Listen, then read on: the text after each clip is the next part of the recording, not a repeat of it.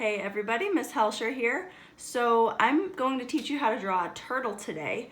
This is more for my third graders since we just finished a coil pot turtle and their homework was to design the shell for it. But if you are K through third grade and you'd like to watch just to learn how to draw, that's great. Fourth and fifth grade, I'd suggest following along, but maybe add some more advanced details on it whenever you get the chance. It's really helpful to look up pictures of turtles online as well. So the type of turtle I'm going to show you how to draw begins with a sort of swirl in the middle of your paper. I just start with my pencil in the middle and sort of swirl around. Do your best to keep each of your swirls equally apart. If it gets too far out, see, I'm checking that this line is just as close as the line in front of it. If it gets too far out, you can always erase. Eraser's an artist's best friend, or at least that's what I think. Go a few rounds around until it's the size of the shell that you want. Then when I'm done, I just sort of pull it back into the last row of the swirl.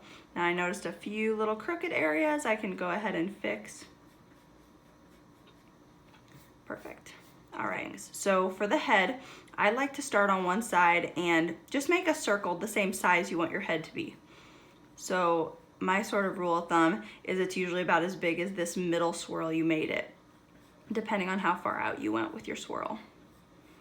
I'm doing my best to do this. A lot of people also trace circles with a coin or edge of a glue stick or some sort of bottle if you want a perfect circle. When you're done, you can attach it to the head, but not with straight lines. Straight lines sort of give it an almost Lego-like look, or like it's popping out, more like a human head. Turtles sort of have more of a curved line that attaches them to the body, like this. And some turtles' heads wouldn't be even sticking out that much. Their regular circle might touch the body. When you're done, you can erase the line that connects the circle to your neck. If you'd like a turtle with a more pointed snout, you can add one by just adding sort of a triangle to the tip, but don't make it too beak-like or it might look a little bit like a bird. We don't want that. All right, looking good, awesome.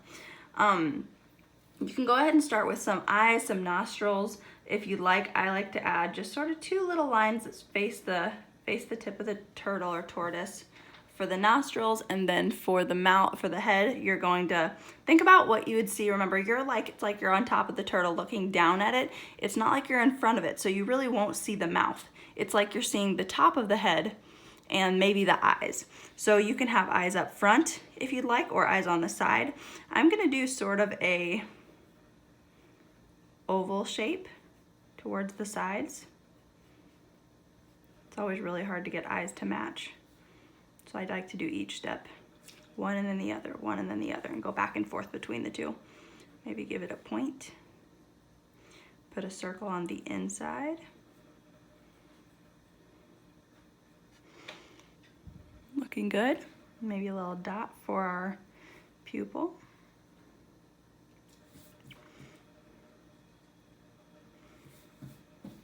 Looks pretty decent, I think. Let's go ahead and work on our legs now. So for our turtle projects, we did shoulders that start about, I'd say maybe a quarter of the way down on our shell. So you have half, and then you have a quarter. So maybe about here. So you can go ahead and make those shoulders come out from the body.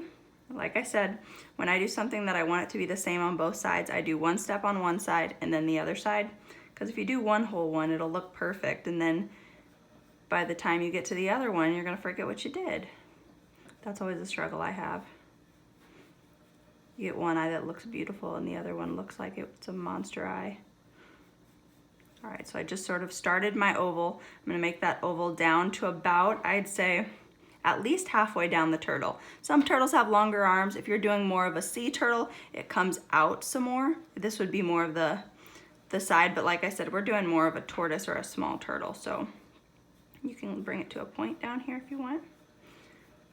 And again, you're looking at the turtle from above, so some of the turtle's fin or arm is going to be hidden by its shell. He comes out a little far. pull it down a little more.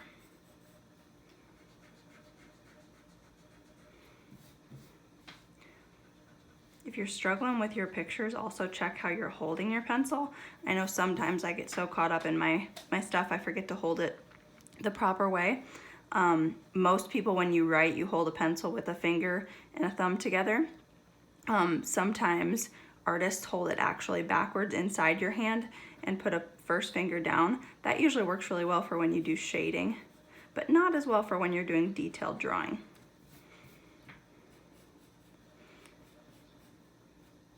For me, sometimes too, I hold it a little bit crazy, but that's just how you get caught up in it. All right, now my arms look a little bit different. That's because this side, I put the arm on top of our circle, and that's not gonna make any sense because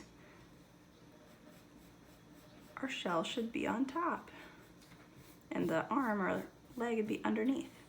Now for the tail, I just put a little triangle in the middle. That's sort of a rounded one to get a little tiny tail, because turtles' tails usually barely stick out. For the legs, I'm gonna put them over here on the sides. Make sure they're even on our way down. I use my pencil to sort of measure. Yep, there we go. So if you wanna make a mark on each side where that pencil hit, you can do that. I can do it by eye since I'm a little bit of a trained artist here. I'm gonna do the same thing. It's almost like a big letter V, but it's kind of rounded.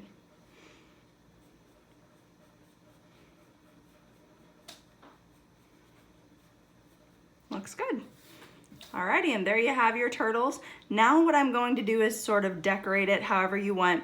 If you're someone who's just drawing for fun, not for our third grade project, look up how the middle of a turtle shell looks, because it's not actually in a swirl like this. This was just how our coils fit for our coil project. Turtle shells usually are made up of a bunch of sort of rounded squares or octagons or pentagons, different shapes.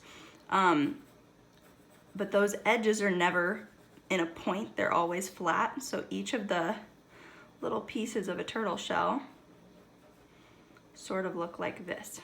So that's how you can do that. I'm gonna go ahead and decorate now, so good luck. I'm gonna use some colored pencils, maybe some markers later on, so good luck with yours. I'd love to see how they turn out. Thanks.